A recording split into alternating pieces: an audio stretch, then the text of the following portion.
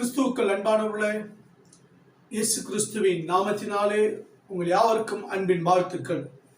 இன்றைக்கு நம்முடைய தியானத்துக்கு ஆதாரமாய் கர்த்தர் கொடுத்த வாக்குத்தத்த வார்த்தை என்னவென்றால், கர்த்தர் பயங்கரமான பராக்கிரமசாலியாக உங்களோடு கூட இருக்க போகிறார். எரேமியா எழுதின புஸ்தகம் 20ஆம் அதிகாரத்தில் நீங்கள் 1 to 11 வசனங்களை நீங்கள் வாசித்து பாருங்கள். ஆனால் இங்கே வேதம் சொல்லப்பட்டிருக்கிறது, கர்த்தரோ 11ஆம் வசனத்தில், கர்த்தரோ பயங்கரமான பராக்கிரமசாலியா என்னோடு இருக்கிறார் என்று சொல்லி எரேமியா சொல்லுகிறார். கர்த்தரோ பயங்கரமான பராக்கிரமசாலியா என்னோடு இருக்கிறார் என்று சொல்லி அவர் தேவனுடைய வல்லமையை, தேவனுடைய மகத்துவத்தை இங்கே வெளிப்படுத்துகிறார். தனக்குள்ள இருக்கிற விசுவாசத்தை அவர் அதிகரிக்க பண்ணுகிறார். எரேமியா தன் வாழ்க்கையில தன்னை பலப்படுத்திக் கொள்ளுகிற ஒரு வார்த்தையா இருக்கிறது. தன்னை உருவாக்கி கொள்ளுகிற, ஏனென்றால் இந்த வார்த்தை அவர் சொல்லுகிறதற்கு காரணம் இருக்கிறது. அவர் தேவனுக்காய் தீர்க்கதரிசன வார்த்தைகளை சொல்லிக் கொண்டிருக்கிறார். இஸ்ரவேல் ஜனங்களுக்கும் யூத ஜனங்களுக்கும் அவர் தீர்க்கதரிசியாக இருந்து அவர்கள் செய்கிற பாவங்களையும் மன திரும்புதலையும் அவர்கள் செய்கிற குற்றங்களையும் தேவனுக்கு விரோதமாய் செய்கிற அருவருப்புகளையும் அவர் சொல்லிக் கொண்டிருக்கிறார்.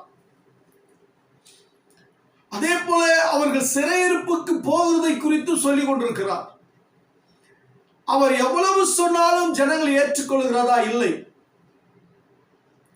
அவர்கள் எரேமியாவை விட, கர்த்தருடைய வார்த்தை சொல்லுகிற தீர்க்கதரிசியாகிய ஊழியக்காரனை விட அவர்கள் பயங்கரமானவர்களாக இருக்கிறார்கள்.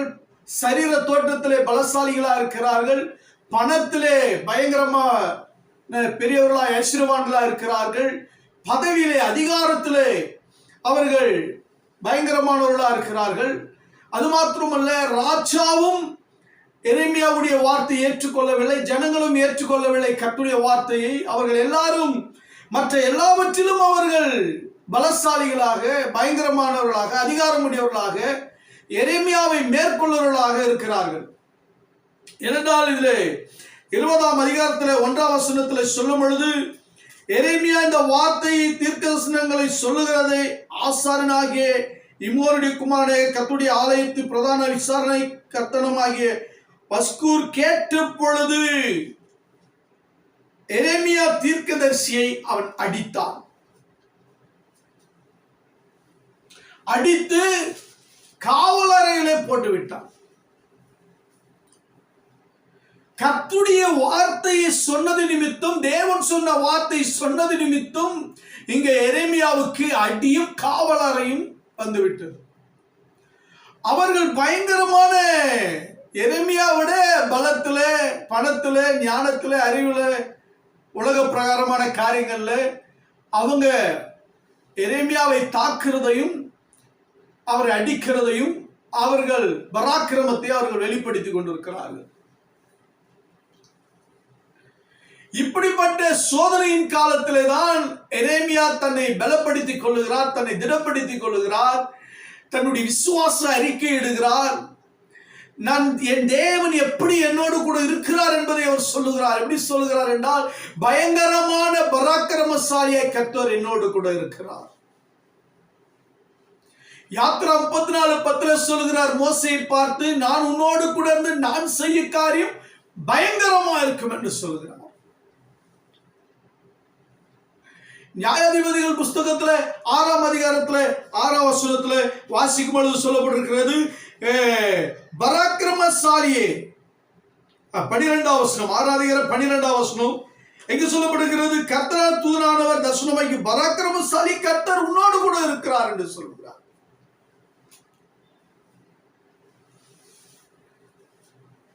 பாருங்கள், அதே போல யோசுவாவுக்கு கர்த்தர் சொல்லுகிறார், நீ உயிரோடு இருக்கலாம், ஒருவன் உனக்கு முன்பாக எதிர்த்து நிற்பதில்லை, நான் மோசையோடு இருந்தது போல உன்னோடு கூட இருப்பேன் அப்படின்னு சொல்லி. பாருங்கள், கிதியோனுக்கு கர்த்தர் சொல்லுகிறார், மோசைக்கு கர்த்தர் சொல்லுகிறார், யோசுவாவுக்கு கர்த்தர் சொல்லுகிறார். ஆனால் இங்கே தனக்குத்தானே விசுவாசத்தை, தனக்குத்தானே பலத்தை, தனக்குத்தானே தேவனுடைய வார்த்தையை சொல்லிக் கொள்ளுகிற, ஜெபித்து கொண்டிருக்கிற, ஜெபத்தில் தன்னை பலப்படுத்திக் கொள்ளுகிற ஒரு தீர்க்கதரிசி எரேமியா. இது ஒரு ஜெபமாக நாம் எடுத்துக்கொள்ளலாம், அறிக்கையாக எடுத்துக்கொள்ளலாம், விசுவாசம் என்று எடுத்துக்கொள்ளலாம், தேவனுக்குள்ளே தன்னை பலப்படுத்திக் கொள்கிறதாக எடுத்துக்கொள்ளலாம், கர்த்தர் மேல் அளவில்லாத வைத்திருக்கிற நம்பிக்கைக்காக எடுத்துக்கொள்ளலாம். அது மாத்திரமல்ல, தேவனுக்காக தன்னை அர்ப்பணித்து ஊழியம் செய்கிறதை நான் பார்க்க முடிகிறது இங்கே. ஹல்லேலூயா. எப்படி பாருங்கள், பஸ்கூர் எரேமியாவை அடித்து அவனை சிறைச்சாலையிலே போட்டுறார் காவலர்களை. இப்பொழுது 7ஆம் வசனத்துல எரேமியா கர்த்தரிடத்தில் பேசுறாரு. கர்த்தாவே என்னை இணங்க பண்ணினீர், கர்த்தாவே என்னை இணங்க பண்ணினீர், அதாவது என்னை நம்ப பண்ணினீர். நான் வாலிப்பையே எனக்கு வாக்குத்தத்தங்களை கொடுத்து என் தாயின் வயிற்றிலிருந்து நீர் எடுத்தீர்னு சொல்லி பலவிதமான வாக்குத்தத்தங்களை கொடுத்து, அதிகாரங்களை கொடுத்து, நான் உன்னோடு கூட இருப்பேன் என்று சொல்லி, உன்னை பாதுகாப்பேன் என்று சொல்லி என்னை அழைத்து வந்திருக்கிறீர், என்னை இணங்க பண்ணிட்டு, என்னை எவ்வளவு நம்ப பண்ண முடியுமோ அவ்வளவு நம்ப பண்ண வச்சுட்டீங்க. நீங்க நம்பிக்கையின் தேவன். என்னை நம்ப இணங்க பண்ணி நானே இணங்கிட்டேன். நீங்க நான் நம்பறதுக்குரிய எல்லா காரியங்களையும் நீங்க செஞ்சு எனக்கு முன்பாக என்ன நம்ப பண்ணிட்டீங்க. ஹல்லேலூயா. இன்னைக்கு நம்ம நிற்கிறோம்னா கர்த்தர் நமக்கு முன்பாக நம்பிக்கையான, விசுவாசமுள்ள அற்புதங்களை, அடையாளங்களை, வாக்குத்தத்தங்களை, நன்மைகளை, சமாதானத்தை, சுகத்தை, ஆரோக்கியத்தை கொடுத்து நம்மை நம்ப பண்ணினதினால் நாம் தேவனை நம்புகிறோம். அடுத்து அவர் கல்வாரி சிலுவையிலே நமக்காக ரத்தம் சிந்தி மரித்து 3ஆம் நாள் உயிரோடு எழும்பினதினாலே அவரை நாம் நம்புகிறோம். அவர் நம்பிக்கைக்குரிய காரியங்களை என் இயேசு கிறிஸ்து என் தேவன் செய்தபடினாலே அவரை நாம் நம்புகிறோம்.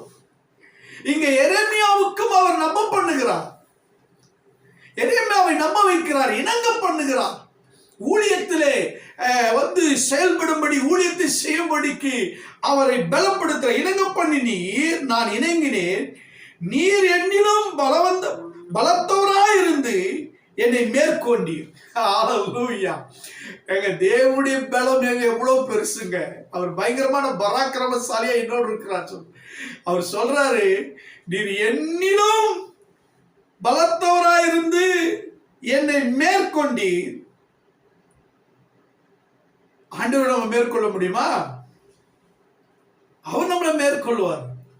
அவருடைய பலம் என்ன, அவருடைய பராக்கிரம் என்ன, அவருடைய மேன்மை என்ன, அவருடைய மகத்துவம் என்ன, அவரு கையில் இருக்கிற வல்லமை என்ன, சக்தி என்ன. அவர் ஆல்மைட்டி காட், சர்வத்தை படைத்தவர். அப்படிப்பட்ட ஆண்டவரை பார்த்து சொல்றாரு, நீர் என்னிலும் பலத்தவராயிருந்து என்னை மேற்கொண்டு, பலத்தவராயிருந்து என்னை மேற்கொண்டீர்.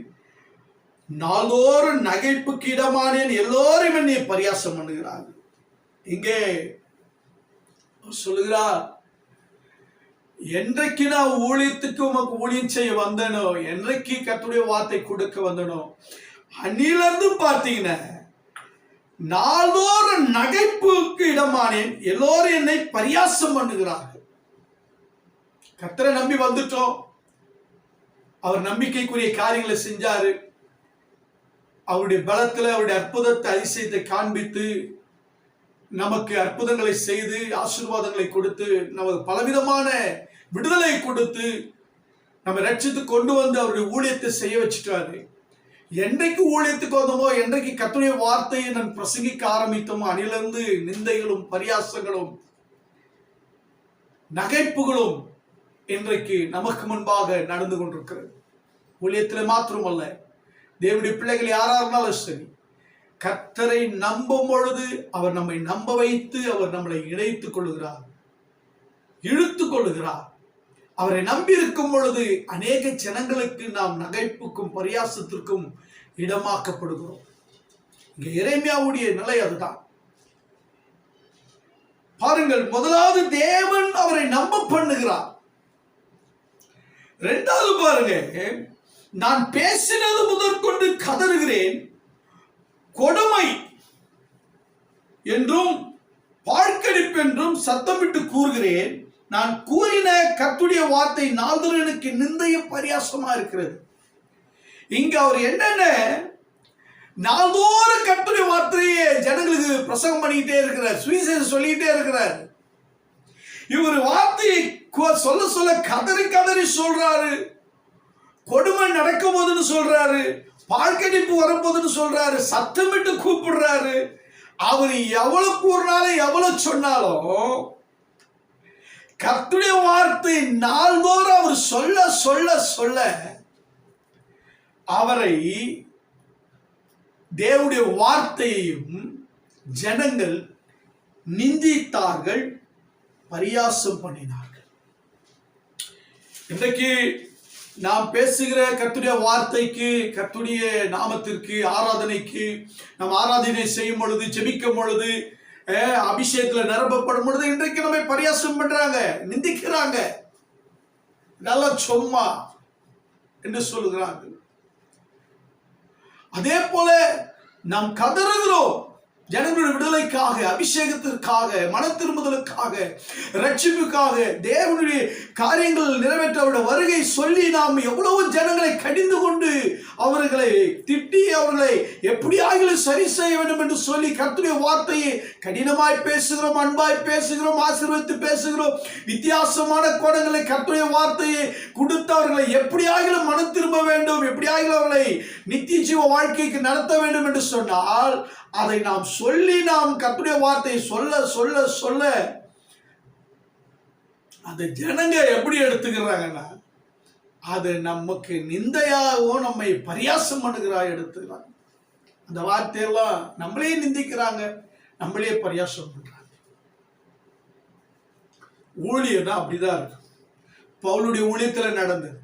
இயேசு கிறிஸ்து ஊழியத்தில் அவர் மனம் திரும்பலை பேசினார், அவரை பரியாசம் பண்ணினாங்க, சோதிச்சாங்க, அவரே துன்புறுத்தினாங்க.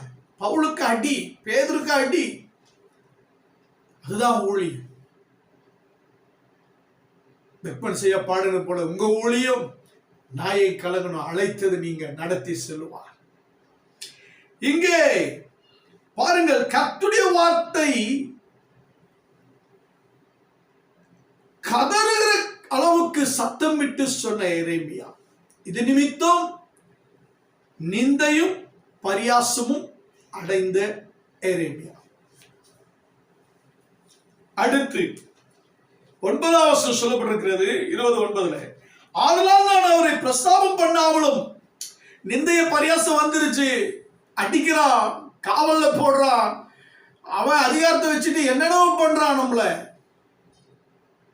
இப்படி பண்ணிக்கிட்டு இருக்கும்போது நான் இனி அவருடைய வார்த்தை பிரஸ்தாபம் பண்ண மாட்டேன், இனி கர்த்தருடைய நாமத்துல பேச மாட்டேன், அப்படியே இருப்பேன், நான் இனி ஜபிக்க மாட்டேன், இனி பைபிள் படிக்க மாட்டேன், இனி ஆண்டவரை தேட மாட்டேன், நான் ஆராதனை செய்ய மாட்டேன், சபைக்கு போக மாட்டேன், ஊழியம் செய்ய மாட்டேன், ஜபிக்க மாட்டேன், ஆண்டவர் எனக்கு இவ்வளவு நிந்தைய அவமானத்தை கஷ்டத்தை போராட்டம் கொடுத்துட்டாரு, இனி நான் ஆண்டவரை தேட மாட்டேன், ஜபிக்க மாட்டேன், பைபிள் படிக்க மாட்டேன், காணி கொடுக்க மாட்டேன், தசம்பாவம் கொடுக்க எதுவுமே செய்ய மாட்டேன், ஆண்டவரை தேட மாட்டேன் அப்படின்னு நம்ம முடிவு பண்ணிருக்கோம். இங்க இவராத்தான் முடிவு பண்றாரு. அதனால் நான் அவரை பிரஸ்தாபம் பண்ணாமலும் இனி கர்த்தருடைய நாமத்தில் பேசாமல் இருப்பேன் என்றேன். ஆனாலும் அவருடைய வார்த்தை என் எலும்புகளில் அடைப்பட்டு எரிகிற அக்கினியை போல என் இருதயத்தில் இருந்து அதை சகித்து இளைத்து போனேன், எனக்கு பொறுக்க கூடாமல் போயிற்று. கர்த்தருடைய வார்த்தை, ஹல்லேலூயா. இருபுறமும் கருக்குள்ள பட்டயம், சம்மட்டி, கண்மலையை பிளக்கிற சம்மட்டி, கால்களுக்கு தீபமும் பாதைக்கு வெளிச்சமா இருக்கிறது. என் அன்பு தேவனுடைய பிள்ளைகளே, அவைகள் நமக்கு போதிக்கிறது, அவைகள் நம்முடைய வாழ்க்கையை மாற்றுகிறது. கர்த்தருடைய வார்த்தை, வேத வாக்கியங்கள் எல்லாம் தேவனுடைய ஆவினால் அருளப்பட்டிருக்கிற தேவனுடைய மனுஷன் தேறினவனாக எந்த நற்கிரியை செய்ய தகுதியுள்ளவனாக இருக்கும்படிக்கு அவைகள் உபதேசத்துக்கும், கடிந்து கொள்ளுதலுக்கும், சீர்த்துதலுக்கும், நீதியை படிப்புதலுக்கும் புரோஜனமுள்ளவைகளா இருக்கிறது. அப்படிப்பட்ட வார்த்தைகள் 2 தீமோத்தேயு 3ஆம் அதிகாரம் 16-17 சொல்லப்பட்டிருக்கிறது. அப்படி கர்த்தருடைய வார்த்தையை நான் சொல்லக்கூடாதுன்னு இருக்கிற அது எனக்குள்ள அக்கினியா பற்றி எரியுது. என்னால பொறுக்க முடியல, தாங்க முடியல. ஹல்லேலூயா. தேவனுடைய அழைப்பு, தேவனுடைய தெரிந்து கொள்ளுதல் நமக்கு வந்துருச்சுன்னா, அவரு உங்க மேல தரிசனத்தை வச்சுட்டாருன்னா அது உங்களை சும்மா விடாதுங்க. அந்த அபிஷேகம் நீங்களே அடைப்பட்டு ரூம்ல கிடந்தாலும் சரி, இல்ல சிறைச்சாலையில் இருந்தாலும் சரி, கர்த்தர் உங்களை பயன்படுத்தணும்னு நினைச்சிட்டாருன்னா உங்களுக்குள்ள இருக்கிற அபிஷேகத்தின் வார்த்தைகள், கர்த்தருடைய வல்லமையுள்ள வார்த்தைகள், தேவனுடைய மகிமை நிறைந்த வார்த்தைகள், அதிசயங்களை செய்கிற வார்த்தைகள், உருவாக்குற வார்த்தைகள் உங்களை பயன்படுத்த ஆரம்பிச்சிடும், உங்களை நடத்த ஆரம்பிச்சிடும், உங்களை கொண்டு போய் பெரிய காரியங்களை செய்ய ஆரம்பிச்சிடும். நீங்க எங்க இருந்தாலும் சரி, சிறைச்சாலையில இருந்தாலும் சரி, இல்ல எங்க ஏதாவது காட்டுல இருந்தாலும் சரி, எங்க மலையில இருந்தாலும் சரி, பஸ்ல போயிட்டு இருந்தாலும் சரி, ட்ரெயின்ல போயிட்டு இருந்தாலும், எங்கிட்டு போனாலும் சரி, கர்த்தருடைய வல்லமை உங்களை பயன்படுத்த ஆரம்பிச்சிடும். கர்த்தருடைய வல்லமை பயன்படுத்த ஆரம்பிச்சு பாருங்க. அதுக்கு அடுத்து அவர் சொல்றாரு, இப்படி நான் பொறுக்க கூடாம உட்கார்ந்துக்கிட்ட கர்த்தருடைய அக்கினி வார்த்தை எனக்குள்ள பற்றி எரிஞ்சுக்கிட்டு இருக்கு. அடுத்து எரேமியா 20:10 சொல்றாரு, நான் இப்படி உட்கார்ந்துகிட்டு இருக்கிறேன், கர்த்தருடைய வார்த்தைகளை பற்றி எரிஞ்சுக்கிட்டு இருக்கு. ஆனா அநேகர் என்னை குறித்து அவதூறு சொல்றதை நான் கேட்கிறேன். பயம் சூழ்ந்து வந்துருச்சு எனக்கு. இனிமே அவன் அறிவிக்கிட்ட பார்க்கலாம் அப்படின்னு சொல்றாங்க. அது மாத்திரம் இல்ல, அவனோட சமாதானமா இருந்தவங்க கூட, நண்பர்கள் அவனோடு கூட இருந்தவங்க கூட, இவன் விழட்டும், இவனை மேற்கொள்ளலாம், இவனை அழிக்கணும்னு சொல்லி, இவன் தவறி விடுவான் என்று சொல்லி, இவன் என்னைக்கு இணங்குவான் அன்னைக்கு இவனை என்ன செய்வோம், மேற்கொண்டு இவனை குரோத தீர்த்துக் கொள்வோம், கொலை செய்வோம்.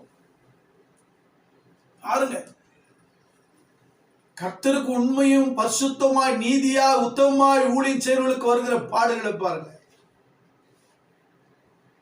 நீதி உத்தமும் தேவனுக்கு முன்பாக பரிசுத்தமா தரிசனத்தோடு பிரதிஷ்டையோடு தேவனுடைய ஊழியத்தை செய்யும் பொழுது, தேவனுக்காய் தன்னை அர்ப்பணிக்கும் பொழுது எத்தனை பாடுகள் பாருங்க. கூட இருக்கிற நண்பர்களே, அவர்களோடு கூட சமாதானமா இருக்கிறவர்களே இவனை மேற்கொள்ளும், இவனை குரோதம் கொள்ளும், கொலை செய்வோம், திட்டுறாங்க. அவன் எப்படியாவது அவனை கவிழ்க்கணும், உழ வைக்கணும்னு பார்க்கிறாங்க. இப்படி எல்லாம் செஞ்சுக்கிட்டு இருக்கும் போது தான் கர்த்தர் பயங்கரமான பராக்கிரமசாலியா எரேமியாவோடு இருக்கிறார்.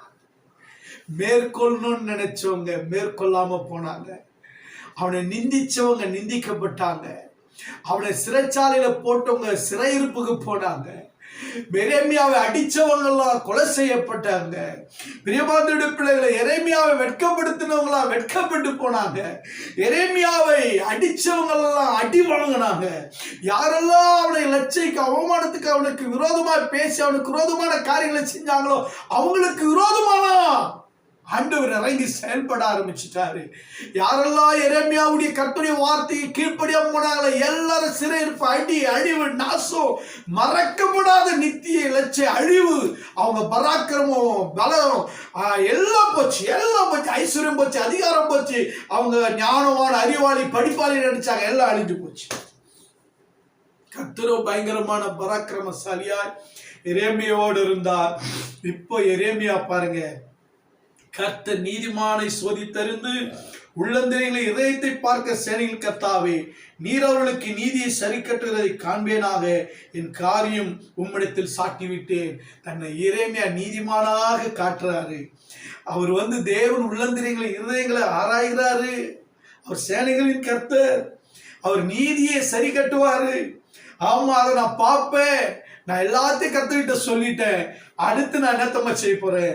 கர்த்தரை பாடுவேன், கர்த்தரை துதிப்பேன். அவர் எளியவனுடைய ஆத்துமாவை பொல்லாத கைக்கு தப்புவிக்கிறார் என்று சொல்லிட்டார். அல்லேலூயா. பயங்கரமான பராக்கிரமசாலியா கர்த்தர் உங்களோடு இருக்கிறாருங்க. உங்களை தப்புவிப்பார், கவலைப்படாதீங்க. எவ்வளவு பெரிய ஆளா இருந்தாலும் சரி, கர்த்தர் உங்களோடு இருக்கிறார். ஆம், என் அன்பு தேவனுடைய பிள்ளைகளே, அவர் வல்லமை உள்ளவர், பயங்கரமான பலன் உள்ளவர், யுத்த வீரர், பராக்கிரமசாலியின் தேவன். எப்படிப்பட்ட வல்லமையும் சக்தியும் அழிக்கக்கூடிய அதிகார வல்லமையும் தேவனிடத்தில் இருக்கிறது.